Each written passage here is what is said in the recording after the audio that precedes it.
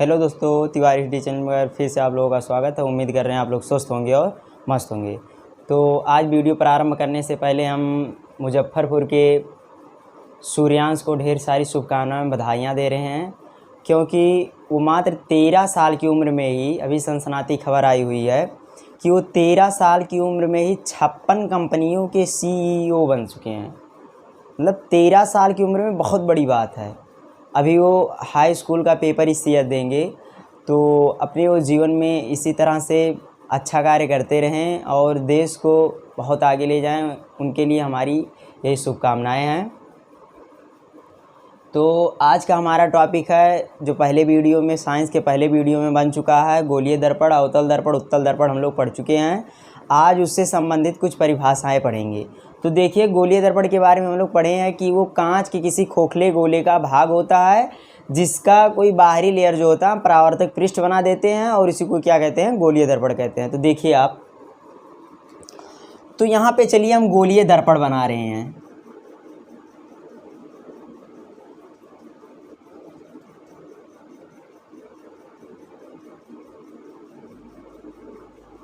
चलिए, ये गोलीय दर्पण बन करके ये गोला बन गया। गोला बनता है कब? जब कोई त्रिज्या हो और कोई क्या हो? केंद्र हो। तो हमने मान लिया कि इसकी जो त्रिज्या है वो R है और जिसका केंद्र है क्या है? C है। मतलब माना हमने C केंद्र है कोई गोले का और उसकी जो त्रिज्या है R है, कैपिटल R है। चलिए एक और ले रहे हैं, अभी सुविधा होगा थोड़ा, एक में ही बनाएंगे थोड़ा प्रॉब्लम होगी, तो इसीलिए 2 गोला ले रहे हैं।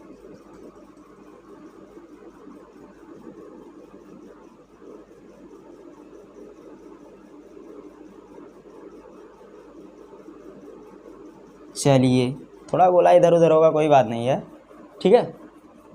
तो ये 2 गोला बन गया। अब हमें क्या बनाना है? गोलीय दर्पण बनाना है। तो हम क्या कर रहे हैं? एक को इधर से कट कर रहे हैं, ध्यान दीजिए, एक को इधर से कट कर रहे हैं। अब यहाँ से दोनों कट कर सकते थे, ऐसा कुछ नहीं है, लेकिन थोड़ा अभी उसमें सुविधा रहेगा। और एक को इधर से कट कर रहे हैं, ठीक। अच्छा, इसमें भी क्या होगा? त्रिज्या होगा और केंद्र होगा। तो चलिए त्रिज्या और केंद्र बना रहे हैं। तो ये हो गया केंद्र, ठीक। और ये इसकी त्रिज्या जो है, इसकी त्रिज्या भी क्या, सपोज कर रहे हैं क्या है? R है, ठीक। चलिए ठीक है, अब इसको हटा रहे हैं। आप लोग देखिए,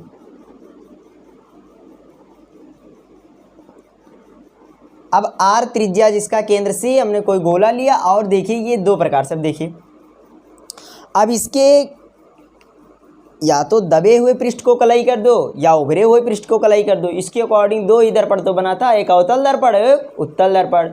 अवतल दर्पण किसे कहते हैं या कैसे बना था? अवतल दर्पण तब बना था जब उसके उभरे हुए पृष्ठ को हम कलाई कर दिए थे और उसका जो परावर्तक पृष्ठ था, दबा हुआ पृष्ठ था, तो वो अवतल दर्पण की भांति क्या कर रहा था? काम कर रहा था, ठीक है। तो अब देखिए आप,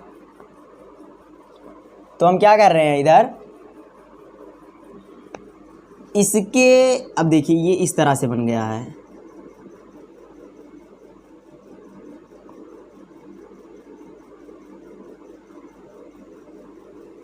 इस तरह से बना। क्या कर रहे हैं? इसके उभरे हुए पृष्ठ को हम कलई कर रहे हैं, लेड ऑक्साइड लगा रहे हैं। कलई करना है आपको, किसी तरह से आप इसको पेंट कीजिए, हो गया। अब इसका केंद्र किधर है? इधर है ना। और इसका देखिए, कलई जब इधर किया हुआ तो इधर से परावर्तन होगा नहीं, इसका परावर्तक पृष्ठ ये दबा हुआ भाग है, अर्थात ये दर्पण आपका कौन सा दर्पण हुआ? अवतल दर्पण हुआ। और क्या कर रहे हैं? देखिए ये दर्पण ये बन गया, ये दर्पण ये बन गया। और इसके उभरे हुए पृष्ठ पर, सॉरी, उसके उभरे हुए पृष्ठ पर, तो इसके दबे हुए पृष्ठ पर कलाई कर दे रहे हैं, ये इस तरह से देखिए। चलिए, इसके दबे हुए पृष्ठ पर क्या हो गया? कलाई हो गया। अर्थात इसका जो परावर्तक पृष्ठ है वो कौन सा है? इधर वाला है। होगा कि नहीं होगा? जरूर होगा। अच्छा देखिए, तो इसका केंद्र किधर है? इसके कलाई किए हुए भाग के इधर ही केंद्र है। तो ये भूलिएगा नहीं, थोड़ा कन्फ्यूजन होता है, तो कन्फ्यूजन दूर होना चाहिए। इधर से कभी भी कोई प्रतीत होगा, आपको आभास होगा, ऐसा लगेगा, ठीक है ना। अब देखिए, तो हम बता रहे हैं दर्पण से संबंधित कुछ परिभाषाएं हैं, जैसे, तो हम ले करके इस दर्पण को चल रहे हैं, अवतल दर्पण को, ठीक है। तो ये समझ में आया, ये उत्तल दर्पण और ये अवतल दर्पण। कैसे? ध्यान दीजिए आप लोग, देखिए, गोलीय दर्पण वह गोलीय दर्पण जिसके दबे हुए भाग पर कलई किया जाता है तथा उसका उभरा हुआ भाग परावर्तक पृष्ठ की तरह व्यवहार करता है तो उसे उत्तल दर्पण कहते हैं। उत्तल दर्पण की फोकस दूरी धनात्मक होती है। क्यों धनात्मक होती है ये आपको बताया जाएगा। जब चिन्ह परिपाटी पढ़ाएंगे तो वहाँ बताएंगे, सब क्लियर हो जाएगा, आप लोग टेंशन मत लीजिए। अब देखिए, ये वह गोलीय दर्पण जिसके उभरे हुए पृष्ठ पर कलई किया जाता है तथा इसका दबा हुआ भाग परावर्तक पृष्ठ की तरह व्यवहार करता है तो उसे अवतल दर्पण कहते हैं। अब अवतल दर्पण में कई डिफिनेशंस है, उसको हम पढ़ेंगे। तो चलिए इसको हटा रहे हैं अभी कुछ टाइम के लिए। अब देखिए, अवतल दर्पण में पहला आता है वक्रता केंद्र। दर्पण का वक्रता केंद्र, देखिए लिखेंगे नहीं, मैं बोल रहा हूँ, आप लोग लिख लीजिए या समझ लीजिए, क्योंकि ये ज़्यादातर बोर्ड में पूछता नहीं है तो इसीलिए, लेकिन ये है कि नॉलेज होना चाहिए। तो देखिए, दर्पण का वक्रता केंद्र किसे कहते हैं। तो देखिए यहीं से सब बन जाएगा, ध्यान दीजिए आप लोग। देखिए, अच्छा यही तो केंद्र है, तो यही केंद्र, तो यहीं से डिफिनेशन बनेगा।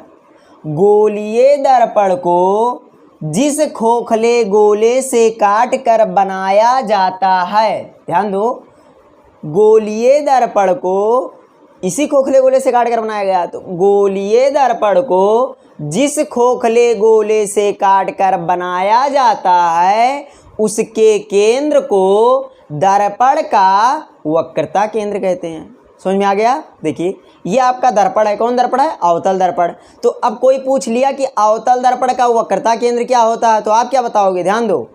गोलीय दर्पण को जिस खोखले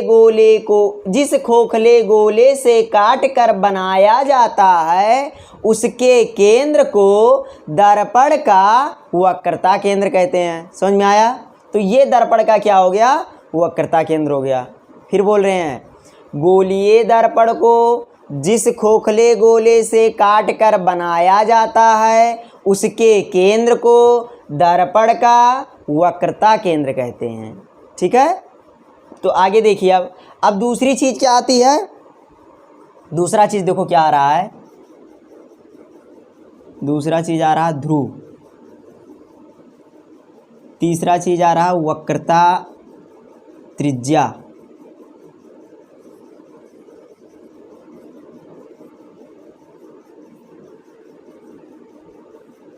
चौथा चीज आ रहा है फोकस बिंदु। सॉरी, अभी फोकस बिंदु रहने दीजिए। तो ये हो गया। अब देखिए, इसके बारे में हम लोग पढ़ेंगे। पहले ध्रुव और वक्रता त्रिज्या के बारे में पढ़ लें। तो देखिए, वक्रता त्रिज्या और ध्रुव क्या होता है। देखिए, अब ध्रुव देखिए, ये जो आपका अवतल दर्पण है इसके मध्य में ही यही ध्रुव होता है और ध्रुव को P से लिखते हैं। और देखिए, वक्रता केंद्र को किससे लिखते हैं, C से लिखते हैं। वक्रता केंद्र एक केवल बिंदु होता है, एक यह बिंदु है। समझ में आ रहा है। जो वक्रता केंद्र भी बताए हैं कि गोलीय दर्पण को जिस खोखले गोले से काट कर बनाया जाता है उसके केंद्र को, अच्छा केंद्र क्या है, बिंदु है, बिंदु है ना, तो वो बिंदु वक्रता केंद्र, उसके केंद्र को दर्पण का वक्रता केंद्र कहते हैं। समझ में आया। अब देखिए, वक्रता त्रिज्या, सॉरी ध्रुव आया है। तो ये जो दर्पण है आपका, ये दर्पण है, तो दर्पण का ये देखिए परावर्तक पृष्ठ यही तो है। तो परावर्तक पृष्ठ का जो मध्य बिंदु होता है वही ध्रुव होता है। अर्थात दर्पण के परावर्तक पृष्ठ के मध्य बिंदु को ध्रुव कहते हैं। दर्पण के परावर्तक पृष्ठ के मध्य बिंदु को ध्रुव कहते हैं। समझ में आया। तो लिख लीजिए आप लोग, दर्पण के, यह अवतल दर्पण है, तो दर्पण के परावर्तक पृष्ठ के मध्य बिंदु को ध्रुव कहते हैं। इसे P से डिनोट करते हैं, अर्थात इसे P से प्रदर्शित करते हैं। इसका बहुत महत्वपूर्ण भूमिका होता है। अगर ये ना रहे तो आप प्रतिबिंब की दूरी नहीं नाप पाओगे। समझ में आ रहा है। तो अभी बताया जाएगा कि इसका क्या इंपॉर्टेंस है। तो अभी आप लोग केवल डिफिनेशन जानिए। अब देखिए, अगला आया है वक्रता त्रिज्या। तो देखिए, वक्रता त्रिज्या क्या होता है। देखो, यही तो त्रिज्या है ना। तो देखिए, गोलीय दर्पण को जिस खोखले गोले से काट कर बनाया जाता है उसकी त्रिज्या को दर्पण का वक्रता त्रिज्या कहते हैं। गोलीय दर्पण को जिस खोखले गोले से काट कर बनाया जाता है उसकी त्रिज्या को दर्पण का वक्रता त्रिज्या कहते हैं। ये खोखला गोला है हमारा, इस खोखले गोले की कोई त्रिज्या होगी, उसी के त्रिज्या को दर्पण की वक्रता त्रिज्या कहते हैं। अब ध्यान दीजिए, वक्रता त्रिज्या दूरी है, देखिए ये दूरी नहीं है, और ये क्या है, बिंदु है, तो दोनों में बहुत अंतर है। और क्या कह सकते हो, ध्रुव से वक्रता केंद्र के बीच की दूरी को वक्रता त्रिज्या कहते हैं। दर्पण के ध्रुव से वक्रता केंद्र के बीच की दूरी को वक्रता त्रिज्या कहते हैं। कई प्रकार से आप डिफाइन कर सकते हैं इसको। समझ में आया? अब देखिए इतना हो गया, तो चलिए लिख दे रहे हैं। अब अभी चलिए लिख रहे हैं। ये आपका क्या हो गया, ध्रुव।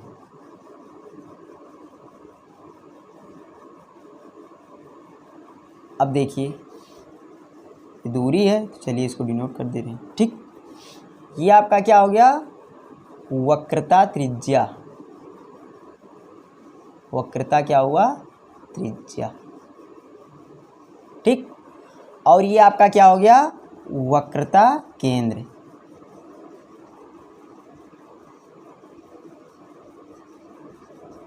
चलिए हो गया।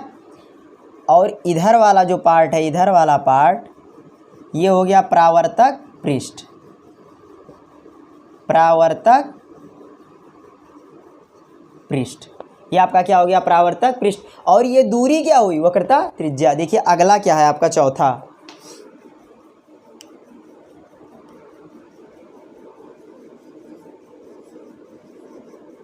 मुख्य अक्ष। मुख्य अक्ष, अगला क्या है, मुख्य अक्ष। देखिए मुख्य अक्ष क्या होता है, देखिए यही मुख्य अक्ष है, यही मुख्य अक्ष है। देखिए P से जो ये रेखा जा रही है C तक, यही मुख्य अक्ष होता है। अर्थात दर्पण के ध्रुव से दर्पण के वक्रता केंद्र के बीच खींची गई सरल रेखा को दर्पण का मुख्य अक्ष कहते हैं। मुख्य अक्ष मतलब मेन एक्सिस। तो देखिए यही तो मेन लाइन का काम कर रहा है, मेन अक्ष का काम यही तो कर रहा है। तो कह सकते हैं दर्पण के ध्रुव से दर्पण के वक्रता केंद्र के बीच खींची गई सरल रेखा, सरल मतलब रेखा, सरल मतलब सीधी रेखा। तो दर्पण के ध्रुव से दर्पण के वक्रता केंद्र के बीच खींची गई सरल रेखा को दर्पण का मुख्य अक्ष कहते हैं। बोल रहे हैं आप लोग, इस तरह से आप लोग पढ़ लीजिए, याद हो जाना चाहिए, और स्वयं डिफिनेशन बनाइए कि फिर ये ना रहे कि आपको फिर से कॉपी देखने की ज़रूरत पड़े। इस तरह से बार बार बोल रहे हैं, मतलब आपको याद हो जाना चाहिए। तो क्या हो रहा, देखिए इधर दर्पण के ध्रुव से वक्रता केंद्र के बीच खींची गई सरल रेखा को क्या कहेंगे, मुख्य अक्ष कहेंगे। तो चलिए ये क्या हो गया आपका, ये जो लाइन है ये क्या हो गया, मुख्य अक्ष हो गया, मुख्य अक्ष हो गया। तो इसे लिख लीजिए आप लोग, इसे बना लीजिए और लिख लीजिए। बाकी डिफिनेशन आप लोग स्वयं लिखेंगे। चलिए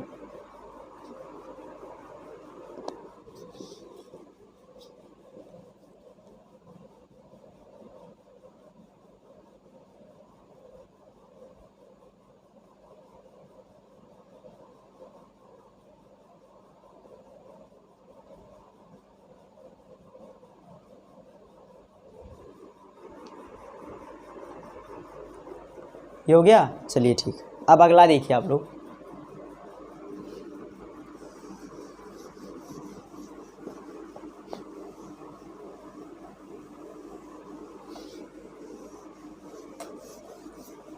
तो 4 डिफिनेशन आपका तैयार हो गया। 5वां डिफिनेशन आप लोग देखिए। 5वां डिफिनेशन क्या, देखिए 5वां डिफिनेशन है मुख्य फोकस या फोकस। मुख्य फोकस या फोकस मतलब फोकस बिंदु क्या है, फोकस बिंदु क्या है। तो चलिए ये आपका अवतल दर्पण हो गया, ये बन करके तैयार। इधर कलई कर रहे हैं, कलई हो गया। यहाँ से यहाँ क्या होगा, वक्रता केंद्र होगा। यहाँ क्या होगा, ध्रुव होगा। ये क्या है, वक्रता त्रिज्या है ना। तो देखिए सबसे पहले मुख्य फोकस पढ़ने के लिए हमको कुछ पढ़ना पड़ेगा, अर्थात जो किरणें आपतित होती हैं वो किस तरह से आपतित होती हैं, और अगर परावर्तित होती हैं तो किस तरह से परावर्तित होती हैं। तो देखिए हमें सभी किरणों को नहीं लेना है, क्योंकि किसी बिंदु पर कोई एक किरण थोड़ी ना पड़ती है, असंख्य किरणें पड़ती हैं। तो उनमें से जो किरण, जिन किरण के बारे में हमें पता है, अर्थात क्या होता है, वही किरणें हम लेंगे जिनके बारे में हमको पता कि ये किरणें किस प्रकार से आती हैं, किस प्रकार से जाएंगी और किस प्रकार से ये प्रतिबिंब बनाएंगी। तो देखिए जो आपके सिलेबस में, एनसीईआरटी के सिलेबस में वो 4 प्रकार से बताया गया। एनसीईआरटी के सिलेबस में जो किरणें आपतित हो रही हैं और परावर्तित हो रही हैं, किस तरह से आएंगी, किस तरह से जाएंगी, तो उनके रास्ते के बारे में 4 प्रकार से बताया गया है। जिसमें से आप अगर प्रतिबिंब बना रहे हो तो जिनमें से कम 2 रेखा आप जानो कि किस तरह से आएंगे और किस तरह से जाएंगी, तभी तो आप प्रतिबिंब बनाओगे। क्योंकि प्रतिबिंब तभी बनेगा, ध्यान दीजिए, जब 2 परावर्तित किरणें आपस में एक दूसरे से कहीं ना कहीं मिले। क्योंकि प्रतिबिंब का डिफिनेशन यही होता है, डिफिनेशन बोल रहे हैं, अगर आप लोग नहीं लिखे हैं, हमसे छूट गया है तो आप लोग लिख लीजिए। जब किसी वस्तु से कोई किरणें चल करके, जब किसी वस्तु से कोई किरण चल करके परावर्तन के पश्चात किसी बिंदु पर वास्तविक या आभासी रूप से मिलती हैं, तो उस बिंदु को पहले बिंदु का क्या कहेंगे, प्रतिबिंब कहेंगे।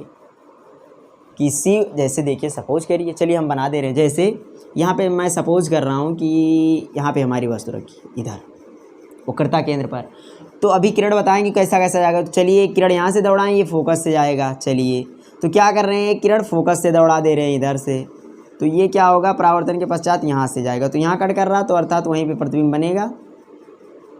ठीक, प्रतिबिंब मतलब हमारा यही बनता है, वक्रता केंद्र पर ही बनता है। चलिए वक्रता केंद्र पे प्रतिबिंब बन गया, तो जहाँ कट रहा वहीं क्या बनेगा, प्रतिबिंब बनेगा। तो अर्थात जब किसी वस्तु से कोई किरण चल करके आती है और परावर्तन के पश्चात, ध्यान दीजिए, परावर्तन के पश्चात, कैसे, परावर्तन के पश्चात किसी बिंदु पर अगर मिलती है तो प्रतिबिंब का निर्माण करती है। अब अगर आभासी रूप से मिल रही है तो आभासी प्रतिबिंब, वास्तविक रूप से मिल रही है तो वास्तविक प्रतिबिंब। इसी प्रकार से प्रतिबिंब कितने प्रकार का होगा, 2 प्रकार का होगा। समझ में आया? मेहनत करिए, पढ़ते रहिए। देखिए वो लड़का CEO बन गया है, तो हम लोगों का भी यही प्रयास रहेगा कि हम लोग भी कुछ बन जाएं, सही है ना। तो मेहनत करते रहिए। अभी आप लोगों का पहला एग्ज़ाम है, पहला बोर्ड है, पहला बोर्ड का पेपर आप लोग देने के लिए जा रहे हो, तो आप लोगों के लिए हमारी ढेर सारी शुभकामनाएं हैं कि आप लोग अच्छा परफॉर्मेंस करके आओ। वैसे सही से पढ़ोगे, ईमानदारी से पढ़ोगे तो कोई ज़रूरी नहीं है कि अगर आप गवर्नमेंटेड सर्विस नहीं पाते हो तो नहीं जी पाओगे। गवर्नमेंटेड सर्विस एक ही जरिया नहीं है, मतलब आप शिक्षित अगर हो, आप ईमानदारी से पढ़े हो, तो मैं कहीं पढ़ा हूँ कि अगर कोई बंदा ईमानदारी से पढ़ रहा तो किसी ना किसी दिन सक्सेस ज़रूर होगा। तो आप लोग ईमानदारी से, आप लोग भी पढ़ते रहिए, हम तो ईमानदारी से शायद पढ़ ही रहे हैं। अब दूसरे को क्या लग रहा तो उसके बारे में हम नहीं बता पा रहे हैं, क्योंकि सबको आप खुश नहीं रख सकते हो, ठीक है। तो सब लोगों से हमारी यही विषय, यही कामना, यही इच्छा है कि मेहनत से पढ़ते रहिए। देखिए आप लोग, तो देखिए किरण किस प्रकार से आती है, किस प्रकार से जाती है, उसके बारे में हम लोग पढ़ रहे हैं। और नहीं तो पहले इसको बता दे रहे हैं मुख्य फोकस क्या होता है, उसके बाद में वो पढ़ेंगे, ठीक है। चलिए मुख्य फोकस क्या होता है देख लीजिए। देखिए अभी इससे आपको और एक चीज़ पता चलेगा, अभी देख लीजिएगा।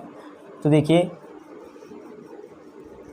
मुख्य अक्ष के समांतर आपतित होने वाली प्रकाश किरणें, ये मुख्य अक्ष है, इसके समांतर आपतित हो रही है। यहाँ पर परावर्तक पृष्ठ पर कोई प्रकाश क्या हो रही है, आपतित हो रही है।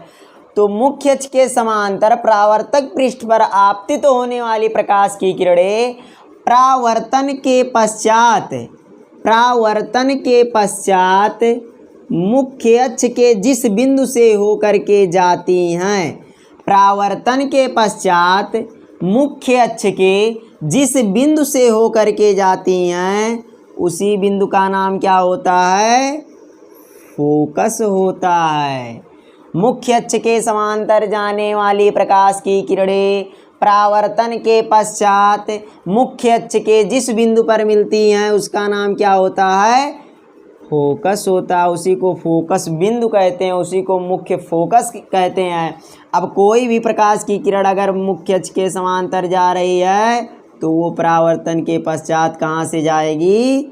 मुख्य फोकस से होकर के जाएगी और इस बिंदु का क्या नाम हो जाएगा? मुख्य फोकस। अब देखिए, मुख्य अक्ष के समांतर जाने वाली प्रकाश की किरणें परावर्तन के पश्चात मुख्य अक्ष के जिस बिंदु पर प्रतिच्छेद करती हैं या जिस बिंदु पर आकर के मिलती हैं या किसी बिंदु से आती हुई प्रतीत होती हैं तो उसे क्या कहेंगे? मुख्य फोकस कहेंगे। अब प्रतीत कहाँ होंगी? तो उत्तल दर्पण में होंगी ना। जैसे देख लीजिए, उत्तल दर्पण के लिए बना दे रहे हैं, तो ये आपका क्या हो गया? मुख्य फोकस हो गया। समझ में आया? देखिए, मुख्य अक्ष के समांतर जाने वाली प्रकाश की किरणें परावर्तन के पश्चात मुख्य अक्ष के जिस बिंदु पर आकर के मिलती हैं उसे मुख्य फोकस कहेंगे। डायरेक्टली आप लोग लिख दीजिएगा, यह उत्तल दर्पण के लिए बता रहे हैं। ठीक है, क्या होगा कि मुख्य अक्ष के समांतर, देख लीजिए, कुछ नहीं है, कुछ भी नहीं है, सब आपके सामने है। देखिए, ये किरण समांतर है किसके? मुख्य अक्ष के। ये मुख्य अक्ष आपका, तो ये किरणें जा रही हैं ना, तो इन किरणों को क्या कहेंगे? आने वाली किरण को आपतित किरण। तो मुख्य अक्ष के समांतर आने वाली प्रकाश की किरणें परावर्तन के पश्चात टकराई, वापस हुई तो परावर्तन हुआ। परावर्तन के पश्चात मुख्य अक्ष, ये मुख्य अक्ष है, मुख्य अक्ष के जिस बिंदु पर मिलती हैं उसे क्या कहते हैं? मुख्य फोकस कहते हैं। अब उत्तल दर्पण में किसी बिंदु पर मिलती हुई प्रतीत होती हैं, जैसे देख लीजिए, यहाँ बना दे रहे हैं।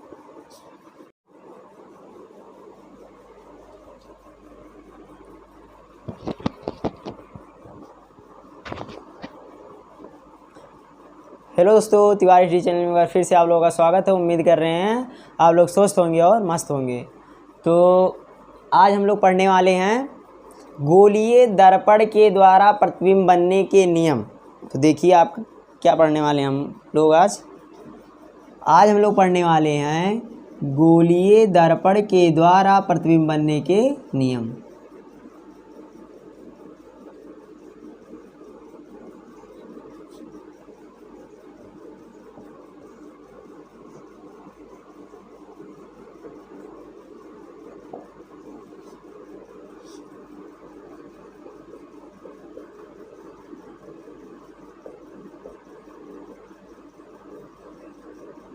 गोलीय दर्पण है तो उससे प्रतिबिंब आप कैसे बनाओगे? क्योंकि अभी किरण आरेख खींचने के लिए बताया जाएगा आपको, तो वही गोलीय दर्पण के लिए प्रतिबिंब आप कैसे बनाओगे, उत्तल के लिए कैसे बनाओगे, अवतल के लिए कैसे बनाओगे, क्योंकि आप जानते हो गोलीय दर्पण दो ही प्रकार का होता है।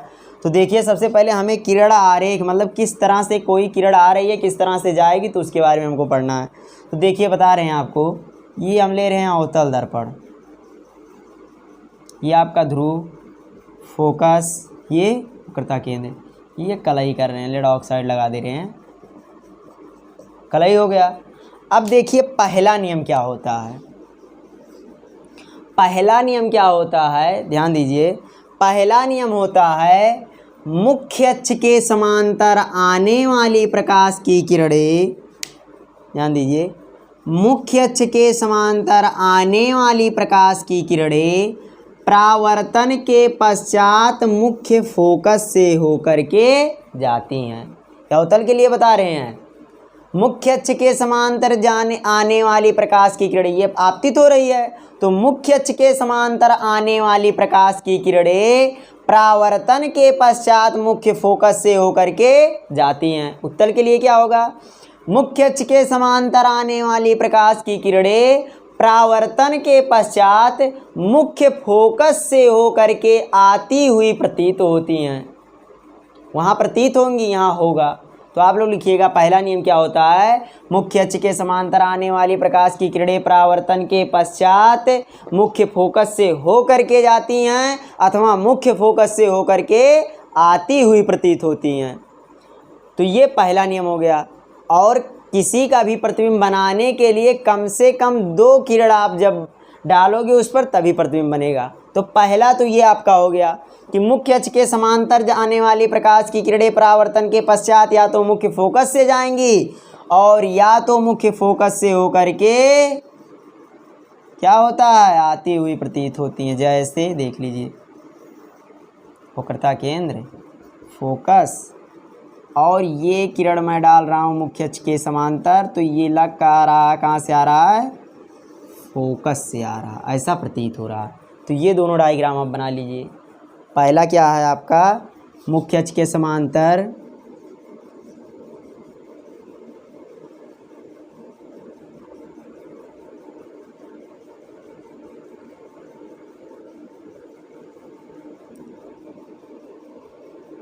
आने वाली प्रकाश की किरणें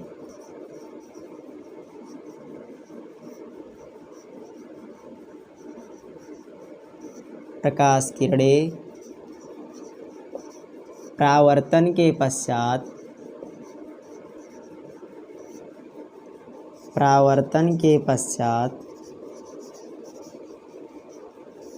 मुख्य फोकस से होकर जाती हैं,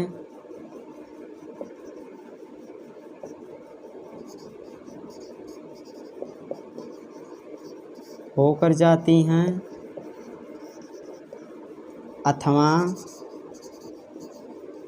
मुख्य फोकस से आती हुई प्रतीत होती हैं,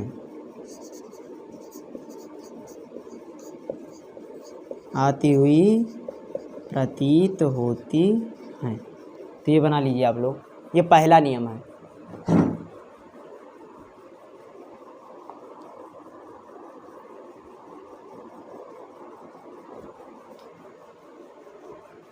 हो गया। चलिए दूसरा देख रहे हैं हम लोग।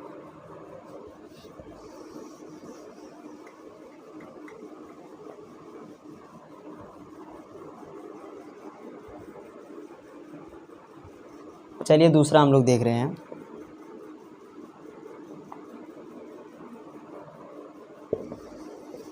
अगर ये किरण आप दौड़ाना नहीं जानते हो तो आप प्रतिबिंब नहीं बना पाओगे, और अगर आप प्रतिबिंब नहीं बना पा रहे हो तो मतलब ये मान करके चलिए कि इस चैप्टर में आप लोग कुछ नहीं जानते हो, क्योंकि अगर किरण आरेख खींचना आपको नहीं पता तो इसमें आप कुछ नहीं अभी तक पढ़े हो।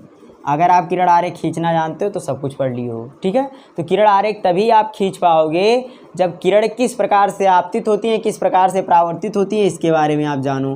किरण आरेख खींचने के लिए कम से कम 2 किरण किस प्रकार से आपतित और परावर्तित होती हैं ये जानना ज़रूरी है। तो 4 आपके एनसीईआरटी में, 3 हम बताएंगे, 4 भी बता देंगे, चारों बता देंगे, लेकिन कम से कम 2 आपको पता होना चाहिए। तो चलिए दूसरा क्या होता है, देखिए, मुख्य फोकस से होकर के जाने वाली प्रकाश की किरणें, मुख्य फोकस से होकर के जाने वाली प्रकाश की किरणें परावर्तन के पश्चात मुख्य अक्ष के समांतर हो जाती हैं। मुख्य फोकस से होकर के जाने वाली प्रकाश की किरणें, अवतल के लिए, मुख्य फोकस से होकर के जाने वाली प्रकाश की किरणें परावर्तन के पश्चात मुख्य अक्ष के समांतर हो जाती हैं। दूसरा नियम कैसे लिखोगे आप लोग, मुख्य अक्ष के समांतर जाने वाली प्रकाश की किरणें अथवा मुख्य अक्ष से होकर के आती हुई प्रतीत होने वाली प्रकाश किरणें परावर्तन के पश्चात, ये प्रतीत हो रही हैं, प्रतीत होने वाली प्रकाश की किरणें परावर्तन के पश्चात मुख्य अक्ष के समांतर हो जाती हैं, परावर्तन के पश्चात मुख्य अक्ष के समांतर हो जाती हैं। तो आप लोग लिख लीजिएगा कि मुख्य फोकस से होकर के जाने वाली प्रकाश किरणें अथवा मुख्य फोकस से होकर के आती हुई प्रतीत होने वाली प्रकाश किरणें परावर्तन के पश्चात मुख्य अक्ष के समांतर हो जाती है। ये आप याद रखना, इस तरह से आप लोग बना लीजिए डायग्राम। तो 2 नियम आपका क्लियर हो गया। डायग्राम बना लीजिए आप लोग।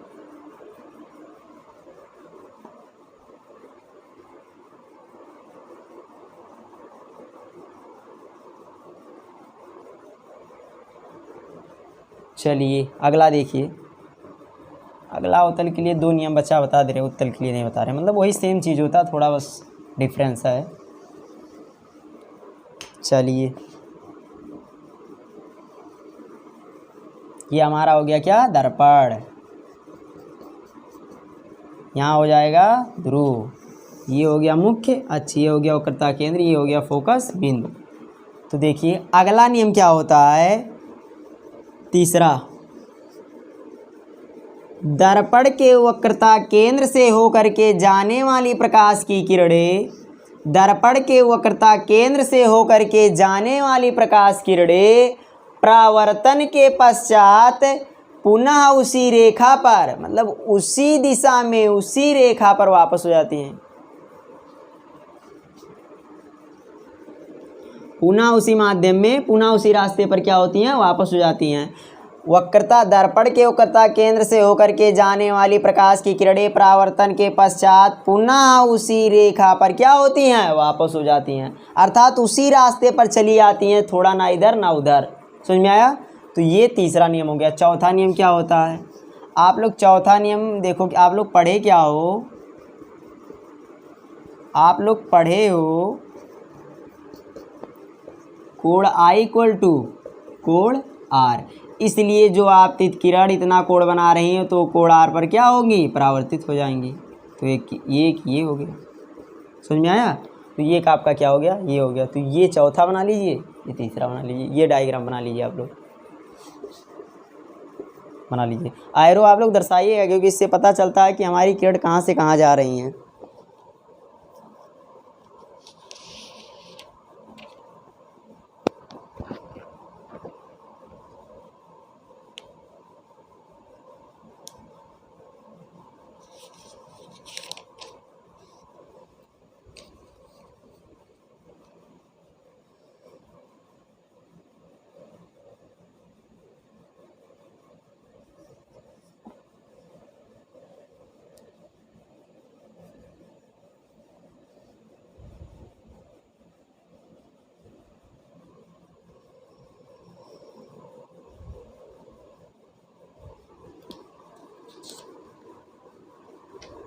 चलिए आगे देखिए आप लोग।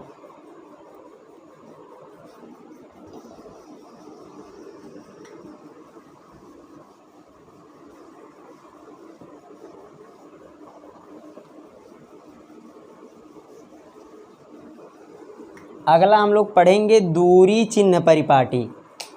देखिए अभी हम किरण आरेख बनाना नहीं बता रहे हैं, इसके बाद में बताएंगे, क्योंकि पहले इसे बताना है।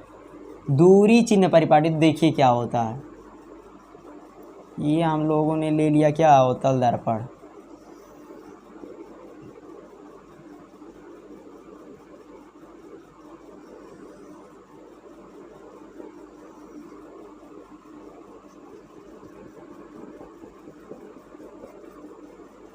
यहाँ क्या होगा, P होगा, यहाँ C हो गया, यहाँ F हो गया।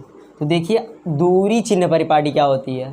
तो देखिए जो आप प्रतिबिंब नापोगे या वस्तु की नापोगे दूरी दर्पण से, तो हमेशा दूरी ध्रुव से नापी जाती है।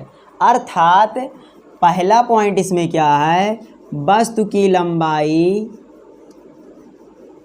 वस्तु की दूरी अथवा प्रतिबिंब की दूरी, अथवा इसे लिखने की ज़रूरत नहीं, आप लोग याद रखो तब भी बहुत है, अथवा प्रतिबिंब की दूरी दर्पण के ध्रुव से, दर्पण के ध्रुव से मुख्य अक्ष पर नापी जाती है। किस पर, मुख्य अक्ष पर, मुख्य अक्ष पर नापी जाती है।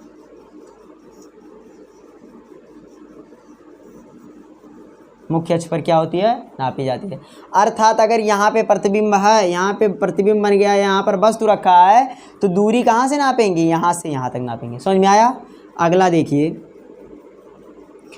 जो दर्पण पे अर्थात परावर्तक पृष्ठ पे किरण आपतित होती है, वो हमेशा बाईं ओर से डाली जाती है। जो आपतित किरण हमेशा किस ओर से पड़ती है, बाईं ओर से। तो जो प्रकाश की किरण पड़ती है, दूसरा पॉइंट, बाईं ओर से। किस ओर से, बाईं ओर से किरण आपतित होती है। किस पर, परावर्तक पृष्ठ पर।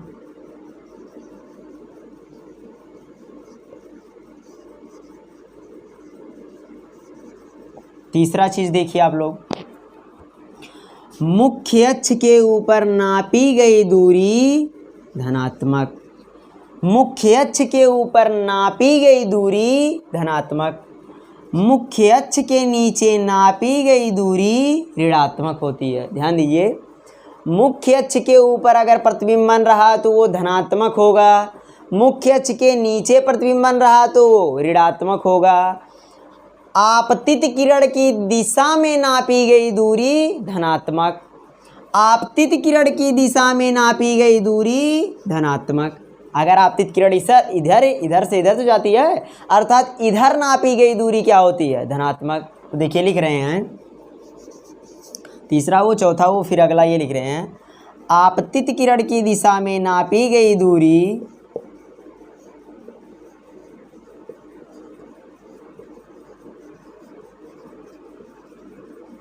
आपतित किरण की दिशा में नापी गई दूरी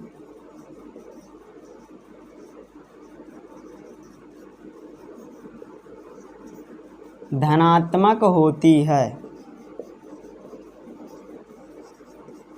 धनात्मक होती है।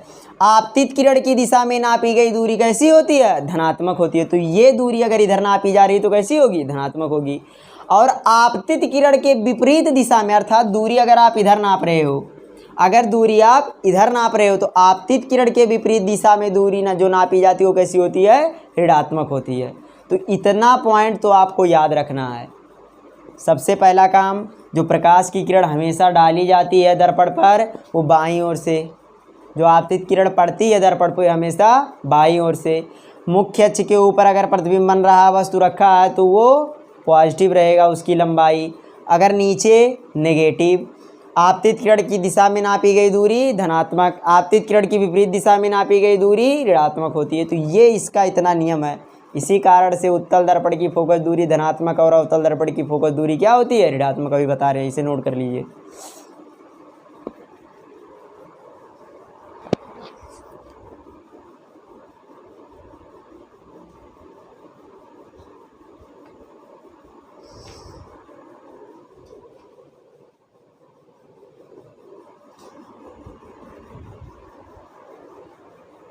चलिए देखिए आप लोग,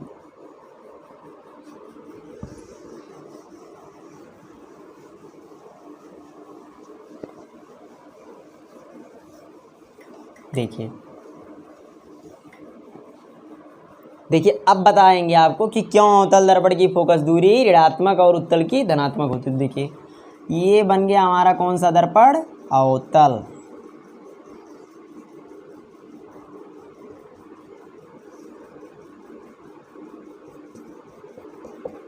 अब बताइए, आपतित किरण की दिशा इधर और अवतल दर्पण की फोकस दूरी इधर।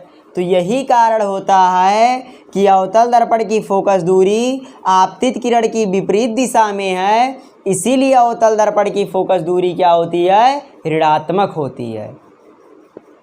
देखिए, आपतित किरण के विपरीत दिशा में अवतल दर्पण की फोकस दूरी होती है। यही कारण है कि अवतल दर्पण की फोकस दूरी कैसी होती है?